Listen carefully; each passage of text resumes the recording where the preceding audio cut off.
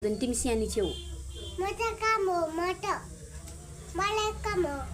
म त खाजा बनाउँछु खाजा बनाउनु पर्दैन कि तिमी म भाँडा धुन्छु खाजा म नै बनाउँछु तिमी बस्नी खानी अनि स्कुल जाने मात्रै हो तिम्रो काम हो हैन हो हैन के तिमी खाजा खानी खेल्नी पढ्नी अनि माम पनि खानी अनि स्कुल जाने मात्रै हो मेरो भाँडा धुने काम हो घर सफा गर्ने म सबै गर्छु क्या तिमी गर्नु पर्दैन नि म त स्कुलमा हल्ला गर्छु हल्ला गर्दा म्यामले गाली गर्नुहुन्न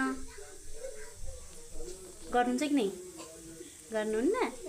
माया गर्नुहुन्छ म्यामले तिमीलाई हो त्यसो भए भाँडा नधौ तिमी सानी छेउ अलि ठुली भएपछि धुने है त म त यस्तै चप्पल लगाउने हात धौलु छैन हजुर तिमीले सानो चप्पल लाऊ अनि तिम्रो ठुलो चप्पल लाग्छ ल ओके म तल पानी लिन गएको उसको पालो धमाधम यहाँ भाँडा धोइरहेको रहेछ